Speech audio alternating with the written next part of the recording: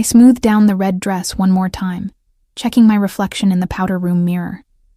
The fabric hugged my curves in a way my usual conservative work attire never did. For 2 years, I'd kept my head down, dressed in neutral tones, and maintained perfect professional distance. Tonight was supposed to be different. Tonight was about me, not about spreadsheets and conference calls. My friend Rachel had set me up on a blind date. "You work too hard, Mia," she'd insisted over wine last weekend. "When was the last time you went on an actual date?" I couldn't remember. The past 2 years at Castellano Enterprises had consumed my life. Every waking hour seemed to revolve around schedules, meetings, and keeping everything running smoothly for him. Dante Castellano, my boss, the man whose piercing dark eyes could make grown men stammer and whose mere presence commanded every room he entered.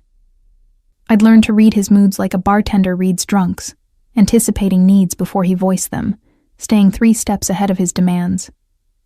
It was exhausting and exhilarating in equal measure. I touched up my lipstick, the deep red matching my dress. The woman staring back at me looked different. Confident, desirable. Not the efficient secretary who lived in pencil skirts and sensible heels. For one night, I wanted to be someone else. The office was mostly empty when I stepped out. Most employees fled at 5 o'clock sharp on Fridays, eager to start their weekends. I'd stayed late to finish Dante's correspondence before my date at 7. My heels clicked against the marble floor as I walked toward the elevator, my small clutch tucked under my arm. "Going somewhere?" The voice stopped me cold. I turned to find Dante leaning against his office doorway, arms crossed over his chest. He'd removed his suit jacket, his white shirt sleeves rolled up to reveal forearms that I absolutely should not be noticing. His tie hung loose around his neck, the top button of his shirt undone. He looked dangerous and beautiful in that way that made my stomach do things I refused to acknowledge. "Home," I replied, keeping my voice steady. "It's after 6. His gaze traveled slowly down my body, taking in every inch of the red dress. The air between us felt suddenly thick, charged with something I couldn't name. When his eyes finally met mine again, there was heat in them that made my pulse quicken. In that dress, his voice was low, almost a growl. He pushed off the doorframe and walked toward me with the predatory grace that made people instinctively step aside when he passed. "Who are you going to kiss after work in that dress?" The question hit me like a slap. Heat flooded my cheeks, part embarrassment, part indignation. Who did he think he was? My boss, yes. But my keeper, never. "That's none of your business, Mr. Castellano." I lifted my chin, meeting his stare even as my heart hammered against my ribs. 2 years of reading his moods told me I was treading on dangerous ground, but something reckless had taken hold of me. Maybe it was the dress. Maybe it was 2 years of bottled-up frustration. "None of my business?" He stopped inches from me, close enough that I could smell his cologne. That expensive scent that always made me think of dark rooms and darker secrets. "You work for me, Mia. Everything about you is my business." "During office hours," I shot back, surprising myself with my boldness. "What I do on my own time, who I see, I paused, letting the unspoken word hang between us. "That has nothing to do with you." Something dangerous flashed in his eyes. His jaw tightened, and I watched the muscle there jump. For a moment, I thought I'd gone too far. Dante Castellano was not a man accustomed to defiance. He gave orders, and they were followed. Simple as that. "You're playing a dangerous game," he murmured, his voice dropping even lower. He reached out, his fingers barely brushing the strap of my dress. The touch sent electricity shooting through me. This dress, this defiance. "Do you have any idea what you're doing to me?" My breath caught. We'd never crossed this line before. Sure, there had been moments. Lingering looks, accidental touches that felt anything but accidental. Late nights in the office when the air felt too thick to breathe. But we'd never acknowledged it. Never spoken about the tension that crackled between us like a live wire. "I'm going on a date," I whispered, though my body was betraying me, swaying slightly toward him. "With someone who actually notices me as a woman, not just a secretary who files papers and answers phones." His hand moved from my dress strap to my chin, tilting my face up to his. "You think I don't notice you?" The words were rough, almost angry. "I notice every goddamn thing about you, Mia. The way you bite your lip when you're concentrating. How you tap your pen against your notepad during conference calls. That you take your coffee with 2 sugars, but pretend you drink it black to seem more professional." I couldn't breathe, couldn't think. All I could do was stare into those dark eyes that seemed to see straight through every defense I'd carefully constructed. "You notice my coffee?" It was a stupid thing to say, but my brain had short-circuited somewhere between his fingers on my chin and the raw honesty in his voice. "I notice everything about you." His thumb traced my lower lip, and I felt that touch everywhere. "And I notice when other men look at you, when they think about what you'd look like without your professional armor. And I hate it." "Dante." His name felt forbidden on my lips, too intimate for an employee addressing her boss. "Who is he?" The question was a demand. "This man you're meeting. This man who thinks he has the right to see you like this. A friend of a friend. I don't even know his name." The confession tumbled out before I could stop it. Rachel set it up. She said I needed to get out more. "Cancel it." "No." The word hung between us, a gauntlet thrown down. His eyes narrowed, and I watched the storm building behind them. Dante Castellano was not a man who heard no often. Probably never. "You're telling me no?" His voice was silk over steel. "Yes." My heart was racing so fast I thought it might burst from my chest. "I'm telling you no. You don't get to control my personal life. You don't get to decide who I see or what I wear or—" He kissed me. One moment we were facing off, 2 stubborn forces colliding. The next, his mouth was on mine, hot and demanding and absolutely claiming. His hand slid from my chin to the back of my neck, holding me in place as he kissed me like he was drowning and I was air.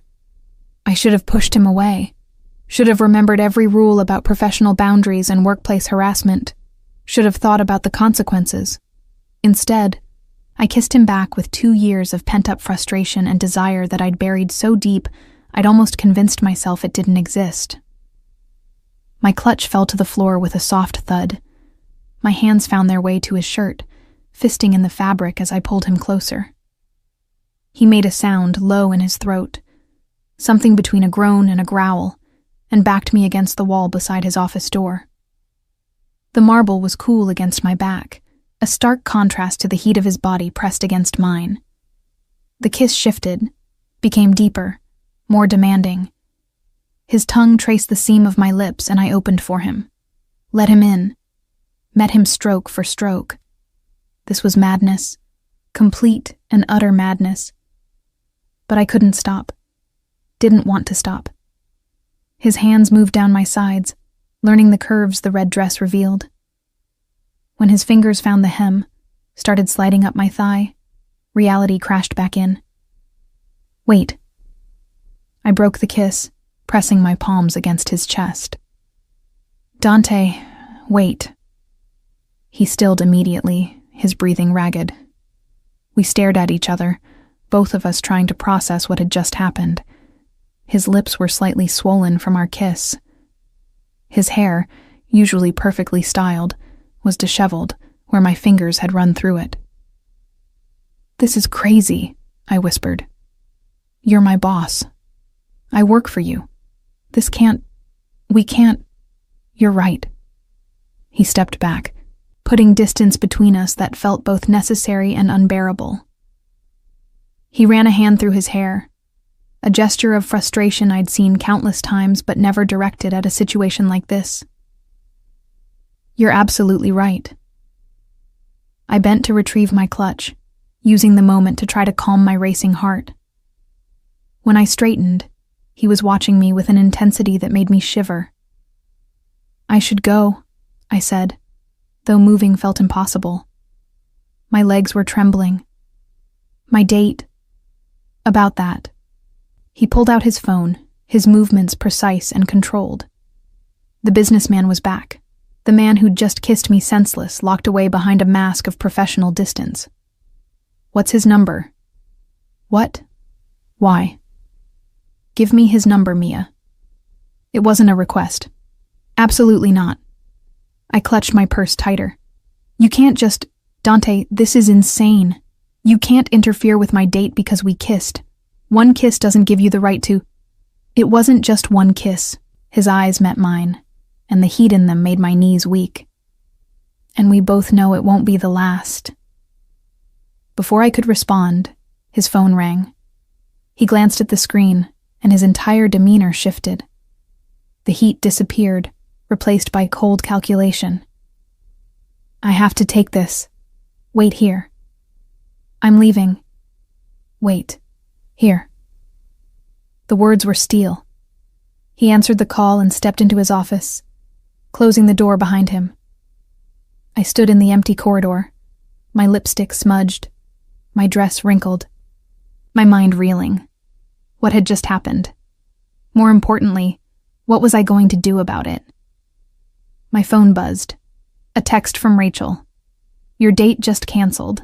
Said something came up. Sorry, babe. Want to do girls' night instead? My blood ran cold. I stared at Dante's closed office door. He wouldn't. He couldn't have. The door opened and he emerged, his face unreadable. Your date canceled. You had him cancel. I didn't phrase it as a question. I did. The confirmation should have made me furious. Instead, a confusing mix of emotions swirled through me. Anger, yes, but also something else. Something that felt dangerously like satisfaction. You have no right. I have every right. He moved toward me again, but this time there was no heat, only cold determination. Do you know what I do, Mia? Do you really understand who you work for? The question sent ice through my veins. You run a business empire. Real estate, imports, nightclubs. I run an empire, he interrupted, one that exists in shadows and operates by rules the law doesn't recognize. Men like me don't ask permission. We take what we want, and I want you. I walked into Castellano Enterprises Monday morning with my resignation letter folded in my purse. The weekend had given me clarity, distance, time to think about what had happened Friday night and what it meant. Dante Castellano had kissed me, had interfered with my personal life, had casually admitted to being involved in activities that existed in shadows. Everything pointed to one solution: leave. Rachel had spent Saturday night trying to convince me otherwise. So he's intense and possessive. Is that really a reason to quit a job that pays twice what you'd make anywhere else? He's dangerous, I'd countered, pouring another glass of wine. He canceled my date, Rachel, made one phone call and my evening was derailed. Because he wants you. Is that so terrible? It should have been. It should have sent me running. Instead, I'd spent Sunday staring at my ceiling, remembering the feel of his mouth on mine, the way his hands had felt sliding up my thigh, the raw need in his voice when he'd said I notice everything about you. The elevator doors opened on the executive floor. My heels clicked against familiar marble as I walked toward my desk. Everything looked the same. The modern art on the walls, the leather sofas in the waiting area, the view of the city through floor-to-ceiling windows. But everything had changed. Good morning, Mia. Dante's voice came from his office. Not a question. A summons. I took a breath, straightened my spine, and walked through his door.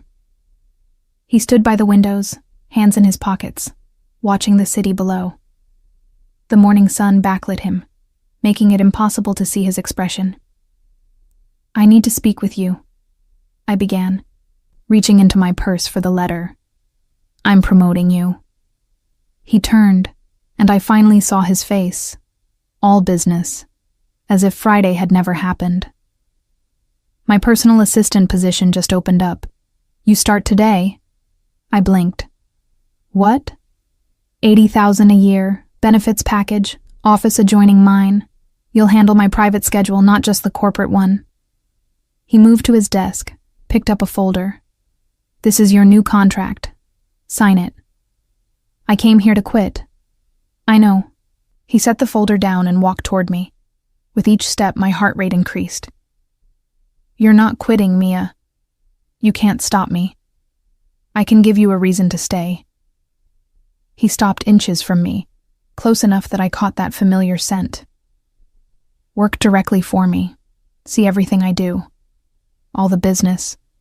All the decisions. No more wondering what happens behind closed doors. It was manipulation. I recognized it for what it was. But there was also truth in his offer. 2 years I'd been curious about what Dante really did. About the meetings that weren't on any calendar. The phone calls he took in Italian or Russian.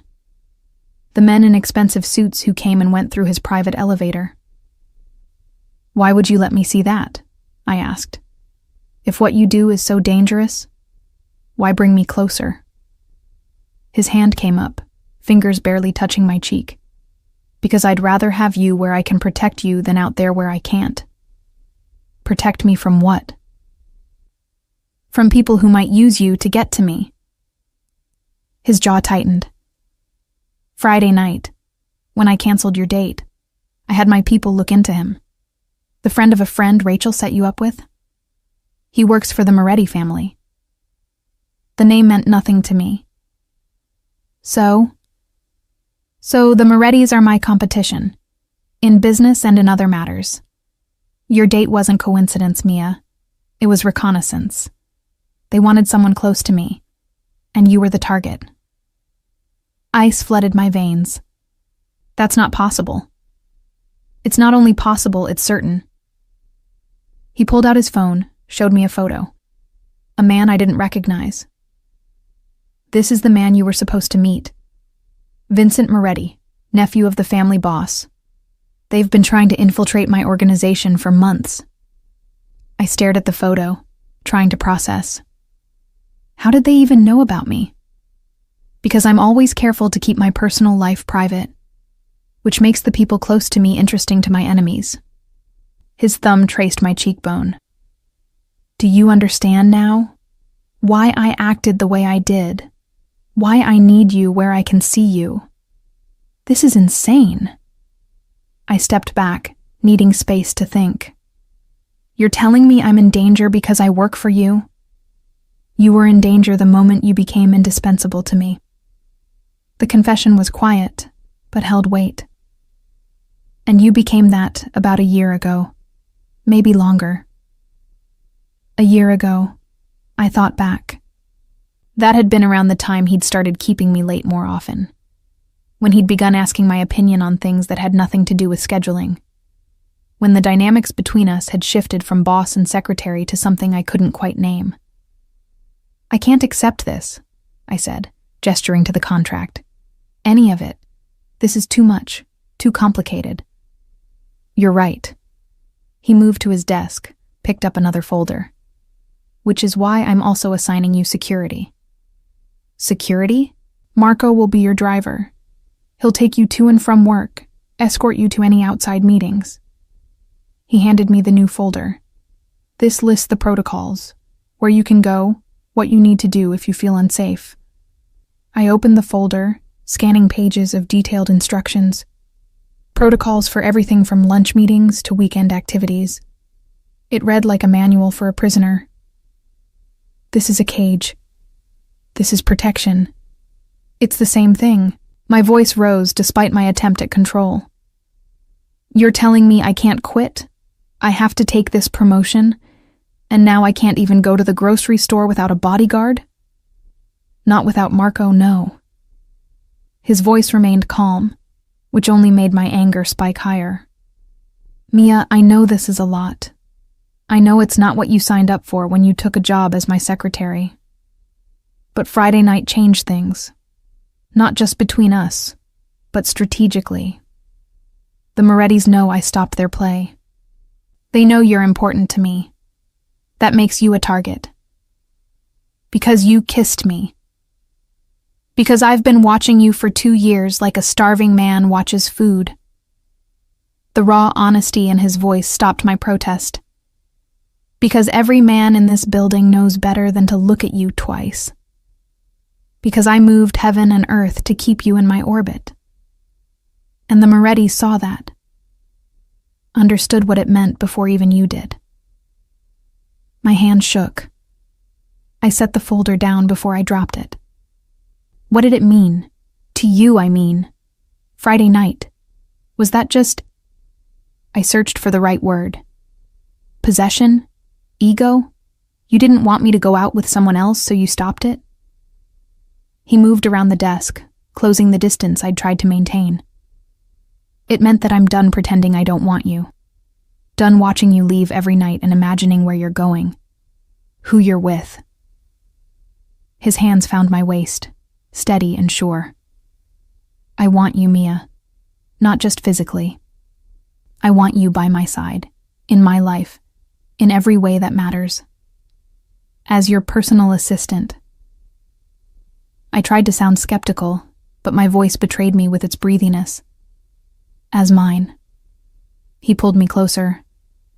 Whatever title makes you comfortable, but make no mistake about what this is, about what I'm offering. And what are you offering exactly? I needed to hear him say it. Needed the words, not just the implications. Everything. His forehead touched mine. My protection, my resources, my world, dangerous as it is. And in return, you want me to be yours. I finished the thought. Exclusively. Completely. Yes. The single word should have terrified me. Instead, heat pooled low in my stomach. Maybe I was crazy. Maybe 2 years of proximity to Dante Castellano had warped my sense of normal. But standing there, feeling his hands on me, seeing the naked want in his eyes, I couldn't remember why I'd wanted to leave. The contract, I said. For the assistant position. Does it have a clause about personal relationships? It has a clause that says you're mine and anyone who touches you answers to me. His lips curved into something that wasn't quite a smile. That clear enough? Not standard HR language. I don't operate by standard rules, Mia. You know that by now. I did know it. Had known it for a while, probably. The late nights when everyone else went home, but I stayed. The way other employees gave him a wide berth. The meetings that weren't on any official schedule. The phone calls in languages I didn't speak. All of it pointed to a world beyond the legitimate business empire Castellano Enterprises presented. If I sign that contract, I said carefully, if I accept this promotion and the protection and everything that comes with it, I need something in return. His hands tightened on my waist. Name it. Honesty. I held his gaze. Complete honesty about what you do, about the danger, about what being yours really means. No more shadows. No more wondering. He studied my face for a long moment. I could see him weighing options, calculating risks. This was Dante Castellano, the businessman, the strategist, the man who built an empire through careful planning and ruthless execution. All right, he said finally. Complete honesty. But understand, Mia, that once you know certain things, you can't unknow them. Once you're part of my world, truly part of it, there's no going back to who you were before. I understand. Do you? He released me, putting space between us again. Because I'm not talking about learning I skim money or bribe officials. I'm talking about the kind of truth that will change how you sleep at night, that will make you question every moral you've ever held. Tell me anyway. He walked to the windows, hands behind his back. For a long moment he was silent. Then, my family has been in this country for 3 generations. We built our fortune on the backs of desperate immigrants who needed protection, needed work, needed someone to stand between them and the established powers who wanted to keep them down. I moved to stand beside him, both of us watching the city below. That doesn't sound terrible. It wasn't, not at first. My grandfather genuinely wanted to help, but help requires money, resources, and acquiring those required actions that existed outside the law. He glanced at me. Do you understand what I'm saying? Your family is involved in organized crime, in providing services that people needed but couldn't access through legitimate channels. His voice held no apology. Protection, work, justice when the system failed them. Yes, we charged for those services. Yes, we dealt with our enemies in ways that didn't involve courtrooms. But we also built hospitals, funded schools, kept neighborhoods safe that the police had abandoned. Justified crime is still crime. Yes. He turned to face me fully. And I won't pretend otherwise. Not with you. The imports I oversee, some of them are legal, many aren't. The nightclubs, fronts for laundering money, the real estate, purchased with funds that would never stand up to IRS scrutiny. He paused. I am exactly what you suspect I am, Mia. A criminal. A man who operates outside the law when it suits my purposes. A man with blood on his hands. The confession should have sent me running. Instead, I found myself asking, how much blood? Enough that I've stopped counting. No emotion, just fact. I don't kill for pleasure. I don't harm innocents. But when someone threatens my family, my organization, my people, I eliminate the threat. Permanently. The Morettis. I made the connection. Are they a threat? They've been trying to move into my territory for 5 years. So far, I've managed to keep them at bay through strategic partnerships and carefully applied pressure. But they're getting bolder, more desperate. His jaw tightened. Which is why I need you protected. Why I need you close. Because they'll use me against you. Because they'll hurt you to hurt me. And I won't allow that. I turned back to the window, processing everything he'd told me. My hands were surprisingly steady, my breathing calm. I should have been horrified, terrified. Instead, I felt something else. Clarity.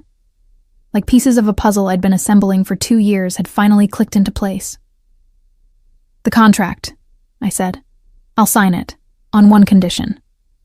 Which is? You teach me. I faced him again. Everything. How your world works. The rules, the players, the dangers. If I'm going to be part of this, I need to understand it fully. Not just know that you're dangerous, but understand how and why. Something like respect flickered in his eyes. Most people want less knowledge, not more. I'm not most people. No. He closed the distance between us, his hand cupping my face. You're absolutely not. 6 months changed everything. I signed Dante's contract that Monday morning, right there in his office with his dark eyes watching every stroke of my pen. By Tuesday, I had my own office adjoining his, connected by a door that stayed open more often than it was closed. By Wednesday, Marco was driving me to work in a black sedan with bulletproof glass and windows tinted dark enough to hide me from the world outside. By the end of that first month, I'd attended my first meeting that had nothing to do with legitimate business. It happened in a back room of one of Dante's nightclubs.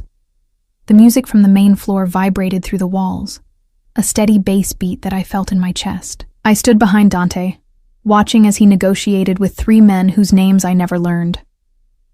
The conversation was in Italian, rapid fire and heated, but I'd started learning the language. Understood enough to know they were discussing territory, shipments, money. When one man reached for something under his jacket, 3 of Dante's guards materialized from shadows I hadn't known existed. Guns appeared. The temperature in the room dropped 20 degrees. Dante never moved, just sat there, fingers steepled, watching, waiting. The man slowly removed his hand, empty. Said something I didn't catch. Dante responded, and whatever he said made all 3 visitors go pale. They stood, nodded, left in a hurry that bordered on panic. "What did you tell them?" I asked when we were alone. That their boss had 24 hours to agree to my terms, or I'd make his widow the same offer.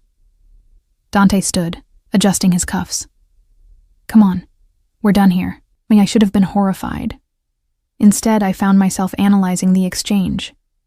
The power dynamics. How Dante had controlled the room without raising his voice. How his men had appeared exactly when needed, vanished just as quickly. It was like watching a choreographed dance where everyone knew the steps except me. "I want to learn," I said, as Marco drove us back to my apartment. "How to read situations like that. How to protect myself."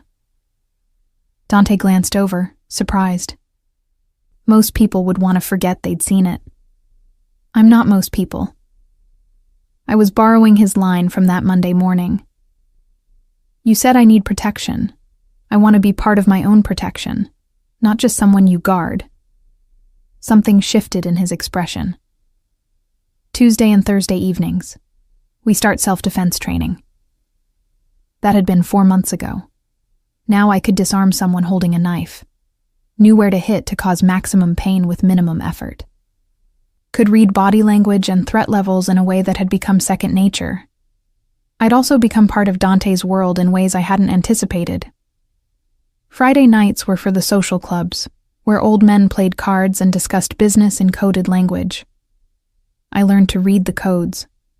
Learned which families were allies, which were rivals, which were pretending to be one while plotting to become the other. Sunday mornings were for church, where Dante's mother still attended Mass like the good Catholic woman she'd been raised to be. She'd welcomed me with tears in her eyes and kisses on both cheeks. "Finally," she'd whispered in Italian. "Finally, he brings a woman to meet me." Monday lunches were with the legitimate business partners, the ones who knew what Dante really did, but maintained plausible deniability. I learned to smile and nod, to deflect questions with grace, to be present but invisible in the way powerful men's women had learned to be for centuries. Wednesday nights were ours. Those were the nights Dante sent everyone away. When the penthouse he owned became just a home instead of headquarters. When he cooked dinner himself, refusing to let me help, insisting I sit at the counter with a glass of wine and tell him about my day. When we ate at the dining table he never used, talking about everything and nothing. When he'd pull me to the couch afterward, and we'd watch movies or read books, or just exist together. Those were the nights he'd kiss me slow and deep, hands learning every inch of me through my clothes, but never pushing for more.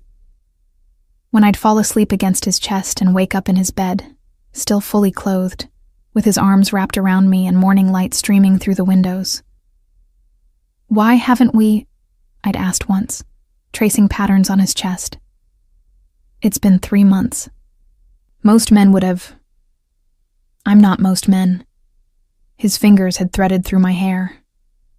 "And when I have you, Mia, when I finally make you mine in every way, it won't be because hormones got the better of us. It'll be because you've chosen me, completely, with full knowledge of who and what I am. I already know who you are. You know the surface." He'd kissed my forehead. "You haven't seen the depths yet." I'd seen more of those depths tonight. We were at one of Dante's warehouses, the legitimate kind that stored legal imports, At least, that's what the paperwork said. In reality, half the containers held goods that would never see a customs declaration. Dante had wanted me to understand the full scope of his operation. How money moved, how products were smuggled, how an empire functioned when it existed in the spaces between legal and illegal. Marco had driven us in the bulletproof sedan. We'd entered through a side door that required 3 different security checks. Inside, the warehouse was exactly what I expected. Concrete floors, metal shelves, stacked containers, men with guns trying to look casual, the smell of machine oil and cardboard. Dante walked me through the operation, explaining each step.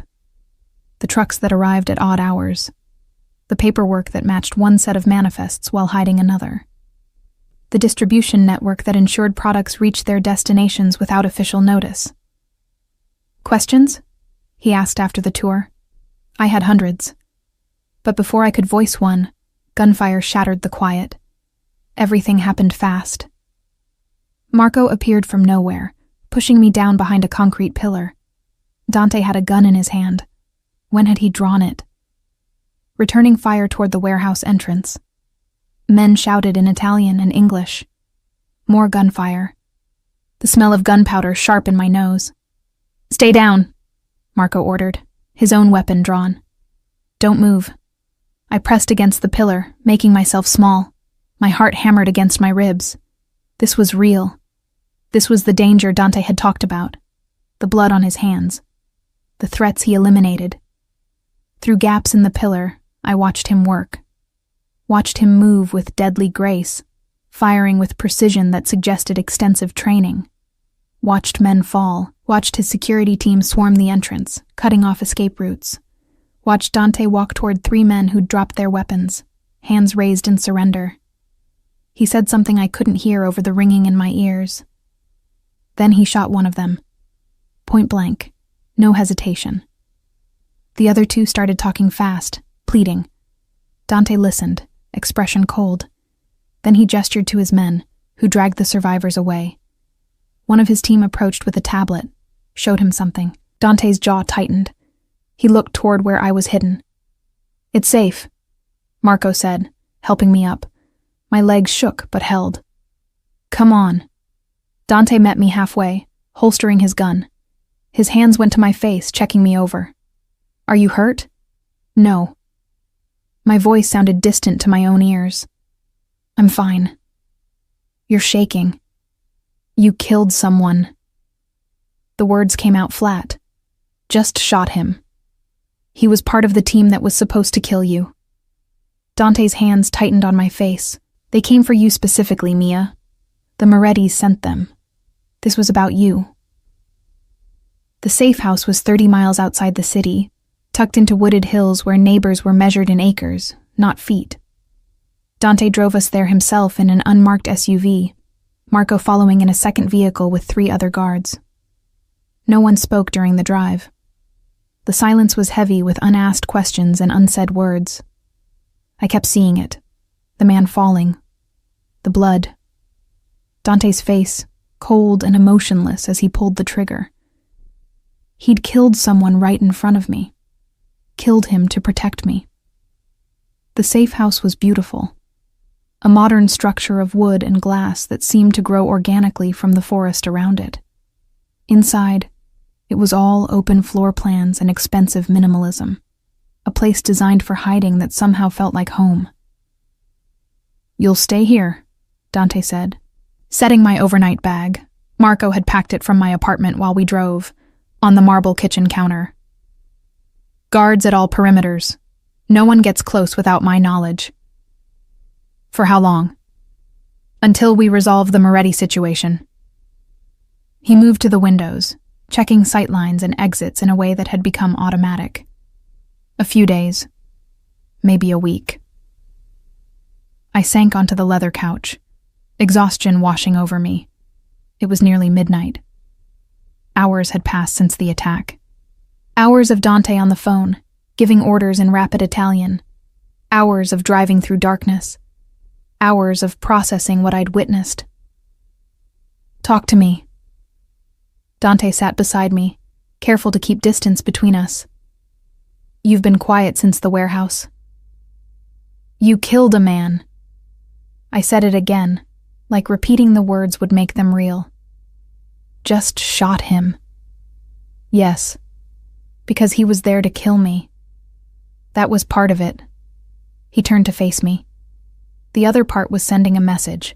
The Morettis need to understand that touching you means death. Not negotiation. Not discussion. Death. So you executed him. In front of me. I eliminated a threat.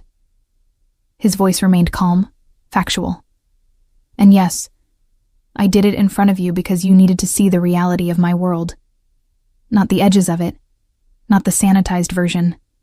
The brutal, ugly truth. I met his eyes. Are you trying to scare me away? I'm trying to give you informed choice. He reached for my hand, threading our fingers together. These 6 months, you've learned the business side. The legitimate operations mixed with illegal. You've seen negotiations and territory disputes. But tonight was different. Tonight was violence. Immediate and final. And I need to know if you can live with that. If you can be with a man who does that. Kills people. Protects what's mine through whatever means necessary. He corrected. Including killing. Yes. I looked at our joined hands. His were larger, scarred along the knuckles from fights I'd never asked about. Mine were smooth, unmarked, but somehow they fit together perfectly. I should be horrified, I admitted. I should be running, or calling the police, or something. But I'm not. What are you? Trying to understand. I looked up at him. You said he was there to kill me. How do you know? Because before I killed him, I asked. He confirmed the Morettis hired his team, showed him your photo, promised $50,000 for your death. Dante's jaw tightened. They wanted to take you from me, use your death to start a war, and they picked the wrong woman to target. Because I'm yours. Because you're mine. He agreed. And I protect what's mine. The possessiveness should have felt suffocating. Instead, it felt like safety. Like I'd spent my whole life waiting for someone to claim me with this kind of fierce certainty. When I signed that contract, I said slowly, when I accepted being your personal assistant, did you know it would come to this? That we'd end up here? I knew the Morettis were a threat. I knew bringing you deeper into my world would make you a target. He paused. But I also knew I couldn't let you go. Couldn't watch you walk out of my life. So I chose to protect you instead. That's not really a choice. You took away my option to leave. Yes. No apology. Just acknowledgement. I did. And I'd do it again. Because the alternative was losing you. And that's not something I'm willing to accept. I should have been angry. Should have felt manipulated. But 6 months of watching Dante operate had taught me something important. He didn't make decisions lightly. Every move was calculated. Every action served a purpose. If he'd brought me into his world, made me his personal assistant, kept me close, it was because that was the only way to ensure my safety. The man tonight, I said. The one you killed. If you'd let him live, what would have happened? He would have tried again, or told the Morettis how close he got, given them information to plan a better attack. Dante's thumb traced patterns on my palm. He was a dead man the moment he accepted the contract on you. I just expedited the timeline. That's cold. That's reality in my world. He pulled me closer until I was tucked against his side. I know you grew up believing in justice systems and trials and innocent until proven guilty. But those things don't exist where I operate. There's only strong and weak. Quick and dead. Protective and vulnerable. And which one are you? All of the above, depending on the situation. His arm around my shoulders tightened. But with you, Mia, I'm only ever protective. Fiercely, violently protective. We sat in silence for a while. Outside, night sounds filtered through the glass. Crickets, wind in the trees, the distant call of an owl.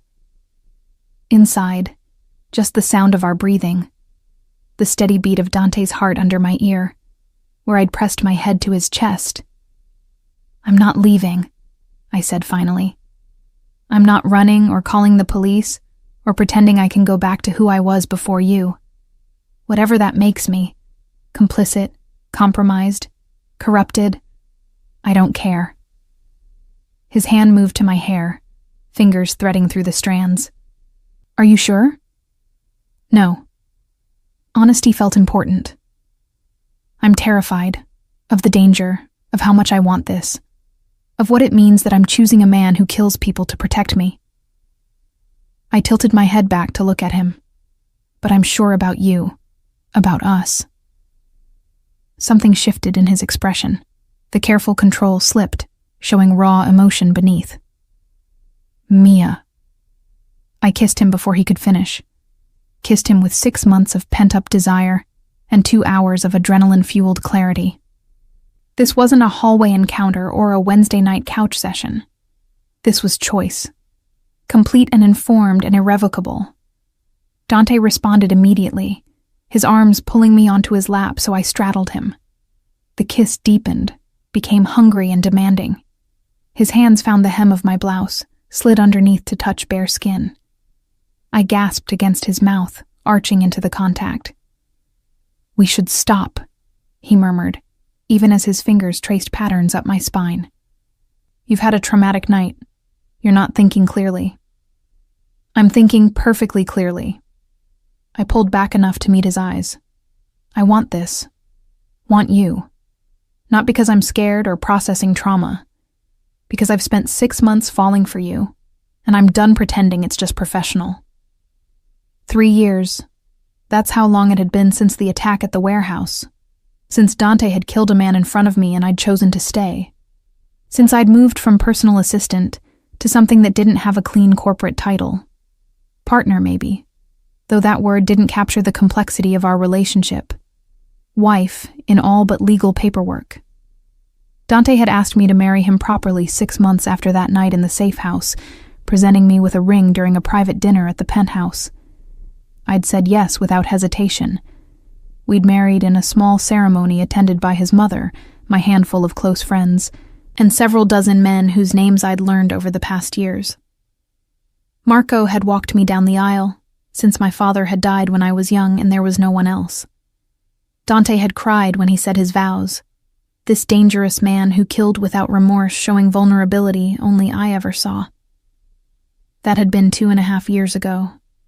I was 28 now. He was 35, and I was 5 months pregnant with his daughter. The pregnancy had been unplanned, but not unwelcome. We'd talked about children in abstract terms, but both of us had assumed it was years away. Then I'd missed my period, taken a test, stared at the positive result for 10 minutes before telling Dante. His reaction had been immediate and intense. Joy mixed with fear, mixed with something that looked like possessiveness multiplied by 1,000. "I'm putting guards on you 24/7, he'd announced. "And you're not leaving the penthouse until the baby's born." "Absolutely not." I'd learned to push back against his overprotective instincts. "I'll accept additional security, but I'm not spending 4 more months trapped inside. Our daughter deserves a mother who doesn't lose her mind from cabin fever." We'd compromised. I had guards, but also freedom to move within carefully defined parameters. I still worked alongside Dante, managing the legitimate sides of his business empire, while he handled the shadows. I still attended family dinners at his mother's house, still went to the social clubs where old men treated me like the respectable wife I'd become in their eyes, but things had shifted lately. The Moretti situation, supposedly resolved 3 years ago, was flaring again. New leadership had taken over their family, younger and more aggressive than the previous generation. They wanted territory Dante controlled, wanted to prove themselves through conflict rather than negotiation. Last month, they'd hit one of Dante's shipping operations. Killed 2 guards. Stolen merchandise worth $500,000. It was a direct challenge. one Dante couldn't ignore without appearing weak. Which was why I was currently sitting in a conference room in one of Dante's legitimate office buildings, 6 months pregnant, and listening to men discuss war. They're pushing for confrontation, Antonio, one of Dante's oldest advisors, was saying. Every week, another provocation, another border test. They want blood. Then we give them blood. Marco's voice was hard. In the 3 years since he'd become my personal guard, we'd developed a sibling-like relationship. He was protective of me in ways that went beyond professional duty. Hit them back twice as hard. And start a war that will draw federal attention we don't need. Dante's fingers drummed on the table, a rare tell of agitation. No, we need to be smarter than that.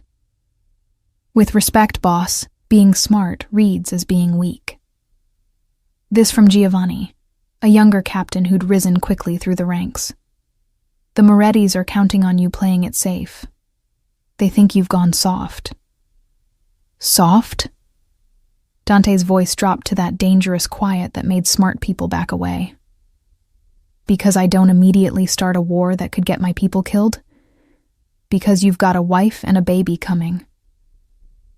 Giovanni didn't back down, which was either brave or stupid.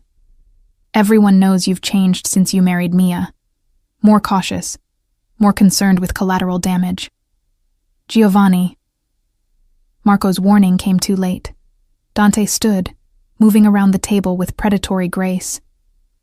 You think I've gone soft? Think I care more about my wife than my organization? He stopped in front of Giovanni, who to his credit didn't flinch. Let me be crystal clear about something. Mia isn't my weakness. She's my motivation. Every decision I make, every action I take, is calculated to protect her and the child she's carrying. Which means I'm more dangerous now than I ever was before, because I have something worth burning the world down to protect. The temperature in the room had dropped. Everyone knew that tone, knew what it meant when Dante got that quiet, deadly calm in his voice. I apologize, boss, Giovanni managed. I spoke out of turn. Yes, you did. Dante didn't move, and if you ever suggest again that my wife makes me weak, we'll have a very different conversation. One that doesn't happen in front of others. Understood? Understood. Dante returned to his seat beside me, his hand finding mine under the table. To everyone else, he looked composed. But I felt the tension in his grip, felt how close he'd come to violence. The Moretti situation needs resolution, I said, breaking the silence. All eyes turned to me. Even after 3 years, some of Dante's men still weren't accustomed to me speaking in strategy meetings. But Marco's right that an immediate strike will escalate into war, and Giovanni's right that appearing weak invites more aggression. So what do you suggest? Antonio asked, genuine curiosity in his voice. He'd been one of the first to treat me as an equal rather than just the boss's wife. Precision over force. I pulled up the tablet I'd been taking notes on. The Morettis have 3 primary operations: their shipping routes, their legitimate casino fronts, and their political connections. They've been attacking our shipping. We respond by undermining their political protection. Make it expensive for officials to stay bought by them. How? Marco leaned forward. Evidence of corruption leaked to media. Anonymous tips to FBI field offices. Pressure on their legitimate businesses through regulatory scrutiny. I glanced at Dante, who was watching me with something like pride in his eyes. We don't need to kill anyone to make their operations untenable. We just need to remove their protection and let the legal system do the work. Dante's thumb traced patterns on my palm. The problem with that approach is timeline. Building cases takes months. The Morettis won't wait that long before escalating. Then we give them a reason to wait. I pulled up another file on my tablet. We offer them a deal. A temporary truce while we negotiate territory divisions through neutral mediators. During that truce, we work the legal angles. By the time negotiations supposedly break down, their infrastructure is compromised enough that they can't afford war. Silence. Then Antonio laughed, the sound surprised and approving. She's thinking like one of us now. She always was, Dante said quietly. She just needed time to learn the language. The contractions started during Sunday dinner at Dante's mother's house. We were sitting around her dining table, the one that had been in her family for 3 generations, eating pasta that she'd spent all afternoon preparing. Dante's hand was on my thigh under the table, a casual touch that had become habit. We were happy, safe, in the eye of the storm that had been building with the Morettis. Then pain lanced through my abdomen. I gasped, my fork clattering against my plate. Dante was beside me immediately, his hand moving to my stomach. Mia? What's wrong? I think... Another contraction cut off my words. The baby. She's coming. Chaos erupted. Dante's mother started praying in Italian, crossing herself repeatedly. Marco was on his phone calling the hospital. Dante scooped me into his arms, carrying me to the car despite my protest that I could walk. She's 3 weeks early, he said, and I could hear the fear beneath his control. 3 weeks, Mia. Babies come when they're ready. I tried to sound calm, even as another contraction made me grip his shirt. It's going to be fine. It wasn't fine. The delivery was long and complicated. Our daughter, whom we'd decided to name Isabella, was breech. The doctors talked about C-sections and complications. Dante refused to leave my side, holding my hand through every contraction, every decision, every moment of terror when they said the baby's heartbeat was dropping. 23 hours after the first contraction, Isabella Rose Castellano entered the world screaming. 7 pounds, 2 ounces of perfect, healthy fury. They placed her on my chest, and I felt everything change. Every priority, every fear, every definition of love I'd ever known. She was beautiful. Dark hair like her father, eyes that would probably be hazel like mine, 10 perfect fingers and 10 perfect toes. A miracle. Dante cried. This dangerous man who had killed people without remorse, who ran a criminal empire, who was feared by half the city. He stood beside the hospital bed with tears streaming down his face, staring at his daughter like she was the only thing in the world that mattered. She's perfect, he whispered. Mia, she's absolutely perfect. She is. I was crying too, exhausted and elated and overwhelmed. We made her, you and me. He leaned down, kissed my forehead, then Isabella's. I love you both more than I can articulate, more than I knew I was capable of loving anything. We had 3 hours of peace, 3 hours of the 3 of us in that hospital room, learning our daughter, learning how she made little sighing sounds when she slept, how she had a temper when she was hungry, how she fit perfectly in her father's arms. Then Marco appeared in the doorway, his expression grave. Boss. 1 word. But the way he said it made my blood run cold. Dante handed Isabella to me carefully, kissed her forehead 1 more time, then stepped into the hallway. I could see them through the window, could read Marco's body language even if I couldn't hear the words. Something bad, something that required immediate action. When Dante returned, his face was a mask. The Morettis hit 3 of our operations while we were here. They knew about the baby, knew I'd be distracted. How much damage? 2 men dead, 4 wounded, shipments destroyed.